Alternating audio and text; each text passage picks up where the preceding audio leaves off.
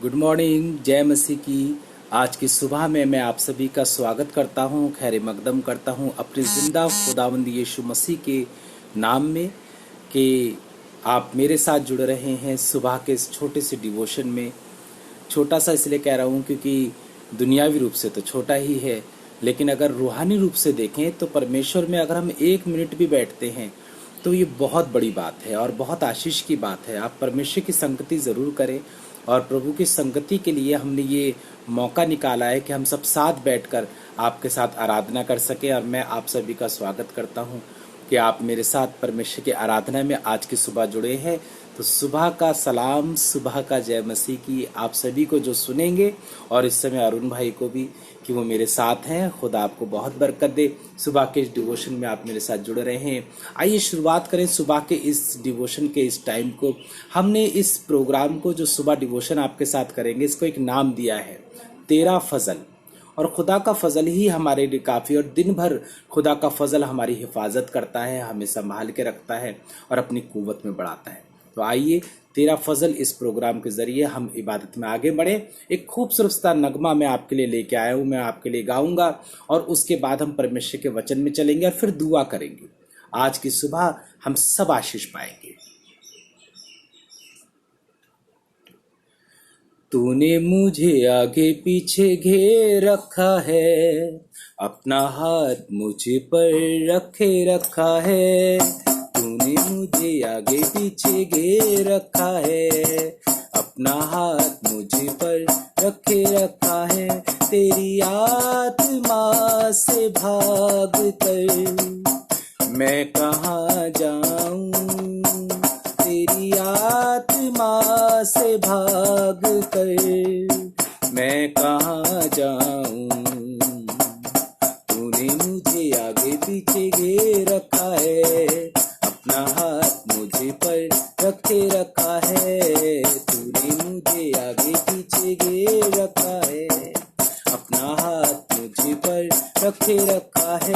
तेरी आत्मा से भाग कर मैं कहाँ जाऊं, तेरी आत्मा से भाग कर मैं कहाँ जाऊं। आकाश पे चढ़ूं तो तू वहाँ है, लोक में उतरूं तो तू वहाँ है। आकाश में चढ़ूं तो तू वहाँ है, अधोलोक में उतरूं तो तू वहाँ है। तेरी आत्मा से भाग कर मैं कहाँ जाऊं, तेरी आत्मा से भाग कर मैं कहाँ जाऊं। तूने मुझे आगे पीछे घेर रखा है, अपना हाथ मुझे पर रखे रहता है। तूने मुझे आगे पीछे घेर रखा है, अपना हाथ मुझे पर रखे रहता है। तेरी आत्मा से भाग कर मैं कहाँ जाऊं, तेरी आत्मा से भाग कर मैं कहाँ जाऊं। तूफान से घिरूं तो तू वहाँ है, लहरों पे चढ़ूं तो तू वहाँ है। तूफान से लड़ूं तो तू वहाँ है, लहरों पे चलूं तो तू वहाँ है। तेरी आत्मा से भाग कर मैं कहाँ जाऊं, तेरी आत्मा से भाग कर मैं कहाँ जाऊं। तूने मुझे आगे पीछे घेर रखा है, अपना हाथ मुझे पर रखे रहता है। तूने मुझे आगे पीछे घेर रखा है, अपना हाथ मुझे पर रखे रहता है। तेरी आत्मा से भाग कर मैं कहाँ जाऊं, तेरी आत्मा से भाग कर मैं कहाँ जाऊं।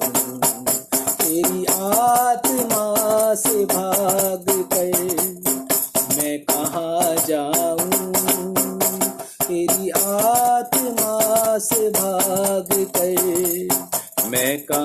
जाऊं। उस परमेश्वर की आत्मा से भाग कर कहीं नहीं जा सकते, क्योंकि वो हर जगह है। अधलोक में भी है, स्वर्ग में भी है, बयाबान में भी है, घरों में भी है। परमेश्वर सब जगह है, हर एक जगह परमेश्वर है। और आपके लिए एक अद्भुत बात आज सुबह बताएंगे, आप जहां उसे पुकारेंगे वो वहां मौजूद हो जाएगा, क्योंकि वचन में लिखा है जहां 2 या 3 मेरे नाम से जमा होते हैं मैं उनके बीच में मौजूद हूं। वो आपके पास आ जाएगा, आपकी प्रार्थनाओं को सुनेगा। और आज की सुबह हम यही चाहते हैं कि आप इस बात को समझें कि हमारा परमेश्वर कितना बड़ा, कितना महान है और कितना अद्भुत है। प्रभु के पवित्र वचन से एक आयत को आपके लिए लेके आया हूं, और मैं चाहता हूं परमेश्वर के पवित्र वचन से आज की इस सुबह में आपको आशीष मिले। देखिए, यूं लिखा हुआ है नीति वचन की पुस्तक, उसका 14वां अध्याय, नीति वचन उसका 14वां अध्याय, और उसकी पहली आयत मैं आपके लिए पढ़ूंगा। और ये पारिवारिक आयत है, और आप समझ ये बार पढ़ी होगी, और हो सकता है अगर प्रभु के दास लोग ये देखें तो वो समझ जाएंगे कि उन्होंने अपनी कलीसिया में भी इसके बारे में बात की होगी। हर बुद्धिमान स्त्री अपने घर को बनाती है, पर मूढ़ स्त्री उसको अपने ही हाथों से ढा देती है। बाइबल में जब भी बुद्धिमानी की जिक्र किया जाता है तो बुद्धिमान संसारिक बुद्धिमान का जिक्र नहीं किया जाता, परंतु वह बुद्धिमान जो परमेश्वर के अनुग्रह और परमेश्वर के सामर्थ्य के द्वारा बुद्धिमान ठहरा हो। बुद्धिमान तो बहुत से लोग थे उस जमाने में, परमेश्वर के समय में, लेकिन उनके पास परमेश्वर का आत्मा नहीं था। उदाहरण के तौर पे, क्या शाऊल बुद्धिमान राजा नहीं था? शाऊल के पास बहुत बुद्धि थी, परंतु वो संसारिक थी। और जब परमेश्वर का आत्मा आता था तब शाऊल जोरावर ठहरता था। उदाहरण देखिएगा, और बाइबल खुद बताती है कि जब वो आत्मा शाऊल के पास से चला गया तो फिर शाऊल कैसा ठहरा? उसके पास कुछ भी नहीं था। तो क्या उसके पास तब वाली बुद्धि नहीं थी जो पहले थी? हाँ, उसके पास अपनी वाली बुद्धि तो थी, परंतु परमेश्वर की सामर्थ्य उसके पास से चला गया। फिर वो आत्मा जो शाऊल के ऊपर था वो दाऊद के ऊपर आके ठहर गया। अब जो दाऊद था वो परमेश्वर की आत्मा की सामर्थ्य में भर गया। अब जो दाऊद के पास था, यानी चाहे वो बुद्धि हो चाहे उसकी आराधना हो, वो और सामर्थ्य हो गई। उसी प्रकार से मनुष्य में जो बुद्धि पाई जाती है वो एक सीमित है, उसका एक दायरा है, वो उस दायरे से बाहर नहीं जा सकता। आप कितनी भी पढ़ाई कर लीजिए, पर संसार में बुद्धि से काम नहीं चलता। परंतु परमेश्वर जो देता है, बाइबल में जैसे लिखा है, प्रभु का भय मानना बुद्धि का आरंभ है। तो अगर ये बात कही जाए तो परमेश्वर के भय से जो बुद्धि मिलती है वो क्या है? वो एक ऐसी आशीष है, एक ऐसे अद्भुत सामर्थ है। जब वो आपके पास आएगी तो आप बिल्कुल वैसे ही बिहेव करेंगे जैसे यीशु मसीह के चेले करते थे। तो लोग कहते थे, क्या ये वो मछुआरे नहीं? क्या ये वो लोग नहीं? ये जो यीशु के पीछे चल रहे हैं, इनकी बातों से तो नहीं लगता है। मछुआरों की भाषा बदल गई, चुंगी लेने वालों की भाषा बदल गई, जो यीशु मसीह के पीछे चलते थे उनका तौर तरीका बदल गया। लोग बड़े अद्भुत रीति से कहने लगे, किस प्रकार से बातें करते हैं, क्या ये वो लोग नहीं है? उनके पास मसीह की बुद्धि आ गई, परमेश्वर का अनुग्रह उनके ऊपर हो गया। आपके पास बुद्धि होगी, आपके बीवी के पास बुद्धि होगी, आपके बच्चों के पास बुद्धि होगी, परंतु परमेश्वर से कहिए, प्रभु मुझे आपसे बुद्धि चाहिए, क्योंकि आपकी बुद्धि मुझे सामर्थ्य बनाती है। क्योंकि जब आपके बच्चों के पास, आपकी बीवी के पास, आपके पास परमेश्वर की बुद्धि होगी तो क्या होगा? देखिए वचन क्या कहता है, घर बनेगा, घर बनेगा। बाइबल में यहाँ पर इस आयत में स्त्री का जिक्र है, परंतु अगर मैं आपको पुरुष के बारे में भी कहूं तो घर बनेगा, क्योंकि पुरुष भी अपने घर के सत्यानाश का कारण भी ठहरता है, परंतु घर बनेगा। स्त्री घर बनाएगी जब उसके पास परमेश्वर की बुद्धि होगी, वो परमेश्वर का भय मानती होगी। क्योंकि सुंदरता जरूरी है, लेकिन उससे ज्यादा, कि बाइबल में क्या लिखा है नीति वचन में, अगर आप उसके आखिरी अध्याय में जाएंगे, क्योंकि सुंदरता तो व्यर्थ है और परमेश्वर का भय मानना ही स्त्री के लिए क्या है? लाभकारी है। आप उस बात को पढ़ सकते हैं। यहाँ पे क्या लिखा है, और जो मूढ़ स्त्री है, जो बेवकूफ स्त्री है, बेवकूफ कोई औरत नहीं होती, बहुत अक्लमंद होती हैं औरतें, लेकिन जब परमेश्वर की बात आती है, यदि वो वहां बेवकूफ है तो वो अपना घर बर्बाद कर देगी, क्योंकि उसके पास परमेश्वर की बुद्धि नहीं है। घर को किस तरह चलाना है, घर किस तरह से सफल होगा, ये बुद्धि आपको किताबों में पढ़ के नहीं मिलेगी, ना टीवी से मिलेगी, ना ये बुद्धि आपको कोई और जानकारी से मिलेगी, ना आपको यूट्यूब पे मिलेगी। ये ज्ञान आपको परमेश्वर से मिलेगा। जो स्त्री प्रभु का भय मानती है और प्रार्थनाएं करती है, परमेश्वर उसको बुद्धि देता है कि उसे अपने बच्चों का पालन पोषण कैसे करना है, उसको अपने पति के साथ कैसा व्यवहार करना है, उसको परिवार को कैसे चलाना है, और परमेश्वर आशीषित करता है। और यदि उसके पास वो परमेश्वर की सामर्थ्य की बुद्धि नहीं, तो वो स्त्री कितनी भी पढ़ी लिखी हो, कितनी भी कुछ हो, घर बर्बाद हो जाता है। मैंने देखा है ऐसे लोगों को जो बहुत अच्छे पढ़े लिखे लोग हैं। और आपको सच पता है, सबसे ज्यादा सुसाइड जो हो रहे हैं वो गरीब और किसानों में नहीं हो रहे हैं। वो सबसे ज्यादा, आप ये मत कहिए किसानों में नहीं हो रहे हैं, किसानों में भी हो रहे हैं, पर सबसे ज्यादा नहीं हो रहे हैं। सबसे ज्यादा पढ़े लोग सुसाइड कर रहे हैं, ग्रेजुएट लोग सुसाइड कर रहे हैं। वो कह रहे हैं कि मुझे जॉब नहीं मिली, कोई कह रहा है कि मैं सफल नहीं हुआ, कोई कह रहा है कुछ और रीजन है। अभी आप टीवी में भी देखिए, सुशांत सिंह जिनका लाखों करोड़ों रुपए और कितना कामयाब आदमी, उसने भी सुसाइड कर लिया, पंखे से लटक गया, उसके अपने रीजन थे। लेकिन लोग कर रहे हैं। अभी कुछ दिन पहले एक न्यूज आई कि लड़की पंखे से लटक गई, उसने सुसाइड कर लिया। लोग परेशान है, पढ़े लिखे लोगों के घर में प्रॉब्लम्स है, पढ़े लिखे लोगों के घर में दिक्कत है, पढ़े लिखे लोग ज्यादा परेशान है, क्योंकि परमेश्वर की बुद्धि नहीं है, उनके पास परमेश्वर का ज्ञान नहीं है। अगर उनके पास परमेश्वर का ज्ञान होता तो क्या वो इस तरह के काम करते? जब परमेश्वर की बुद्धि होती है तो लोग फिर वो गलत काम नहीं करते हैं। बड़े बड़े लोगों को मैंने देखा, किसी ने अपने आप को गोली मार ली, किसी ने कुछ जहर खा लिया, किसी ने कुछ कर लिया। ये कौन खा रहे हैं जहर? कौन ये फांसी का फंदा लगा रहे हैं? कौन अपने आप को गोली मार रहे हैं? कौन छत से कूद रहे हैं? आप मैक्सिमम केसेस में देखिए, पढ़े लिखे लोग, अच्छे घरों के लोग ये काम कर रहे हैं, क्योंकि उनके पास परमेश्वर की बुद्धि की कमी है। अगर उनके पास परमेश्वर होता तो परमेश्वर का आत्मा उनकी अगुवाई करता, उनको जीवन में किस तरह से चलना और किस तरह से जीना है। जिस तरह मैंने अभी एक फिल्म एक्टर का नाम लिया, अगर उसके पास प्रभु यीशु मसीह होता तो उसके जीवन में ऐसा नहीं होता। अब आप ये कहेंगे क्या फिल्म एक्टरों के पास यीशु मसीह होता है? तो आपको मानना पड़ेगा कि लारा दत्ता, उसने परमेश्वर को ग्रहण किया है। और भी फिल्म एक्टर्स है जिन्होंने प्रभु यीशु मसीह को ग्रहण किया है। जॉनी लीवर जो है, उन्होंने परमेश्वर को ग्रहण किया। ऋतिक रोशन प्रार्थना करते हैं। और बहुत से लोगों के बारे में अगर आपको बताएं, वो परमेश्वर की सेवकाई में मदद करते हैं।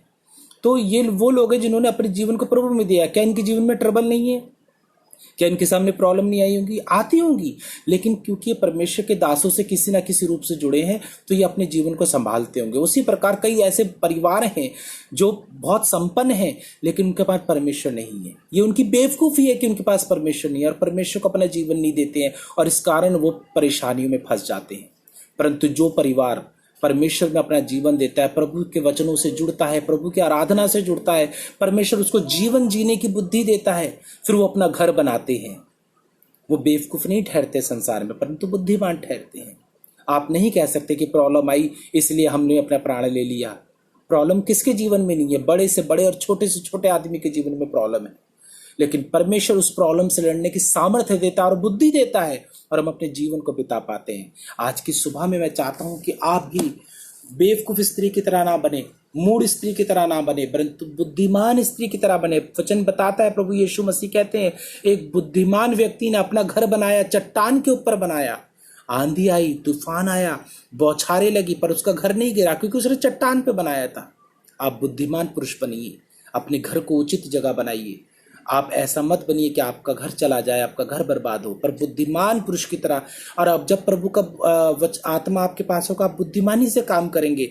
लोग आपको उल्टी सीधी बातें बताएंगे, लोग आपको गलत बातें बताएंगे। कई लोग आपको कहेंगे तुम चर्च जाते थे इसलिए तुम्हारे लिए हो गया।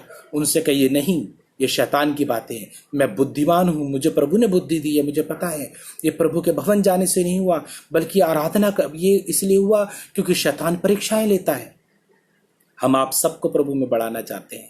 बुद्धिमान बनिए, प्रभु से बुद्धि मानिए, अपने परिवार को चलाने के लिए प्रभु से बुद्धि मानिए, संसार में जीने के लिए प्रभु से बुद्धि मानिए। प्रभु आपको देगा और आप अपने जीवन का निर्वाह कर पाएंगे। खुदा आपको आज की सुबह बहुत बरकत दे। आप मेरे साथ सुबह के डिवोशन में जुड़े। आइए सुबह की प्रार्थना मिलके करें और खुदा का शुक्र करें। खुदा बाप आपके शुक्रगुजार हैं आज की सुबह में आपने हमें मौका दिया, हम आप सुबह के डिवोशन में आपके साथ जुड़े। मैं अपने आप को, अपनी पत्नी को, अपने दोनों बच्चों को और रॉबिन भैया को, उनकी पत्नी को, उनके दोनों बच्चों को, और हम अरुण भैया को, अरुण भैया के बेटे को अंश को और उनकी पत्नी शीतल को तेरे हाथ में सौंपते हैं जो डिवोशन में हमारे साथ है प्रभु। और बाद में जितने भी लोग जुड़ेंगे उनके परिवारों को तेरे हाथ में सौंपते हैं। आज की सुबह हम सब लोगों को आशीषित करें, अपनी सामर्थ्य से भरे परमेश्वर, अपने अनुग्रह से भरे परमेश्वर, ताकि पूरा दिन हम सुरक्षित रहें, तेरी सामर्थ्य में बने रहें, तेरे अनुग्रह में बने रहें, जाना आना सुरक्षित रहे, और खासतौर पर ये वायरस जो फैला इससे बचे रहें प्रभु जी। और जब शाम को हम राहे खुदा प्रोग्राम में मिलते हैं तो प्रभु तंदुरुस्ती के साथ नहीं, गवाहियों के साथ मिले तो तेरा शुक्र कर सके। हमसे कोई गलती खता हुई तो माफ करना, और दिन भर अपनी सामर्थ्य से, अपने जोश से भर के रखना, ताकि तेरी सेवा के लिए खर्चों, तेरे नाम के लिए खर्चों, और बुद्धिमान बने प्रभु जी। हमारे परिवारों को बरकत दे, हमारे खानदानों को बरकत दे, और अपनी कुव्वत से भर के रखे। सारी महिमा, सारा आदर आपको देते प्रभु जी। सुबह के समय में हम आपकी सामर्थ्य चाहते हैं प्रभु यीशु के नाम से प्रार्थना को पिता आपसे मांगते, आप सुने और कबूल करें, आमीन। खुदा बाप आज की सुबह में आप सबको बड़ी बरकत दे। आपने सुबह के डिवोशन में थोड़ा सा समय निकाला, शाम को 5 बजे राहे खुदा प्रोग्राम में मिलेंगे, आपके साथ परमेश्वर की स्तुति आराधना करेंगे, वचन बांटेंगे। इसी तरह जुड़िएगा और लोगों को इन्फॉर्म कीजिएगा, ताकि वो भी सुबह के डिवोशन में ज़्यादा समय नहीं लेते हैं, और हम चाहते हैं आपके साथ इसी तरह आराधना कर सकें। God bless you. जय मसीह की। मुस्कुराते रहिए, खुदा में बने रहिए। God bless you.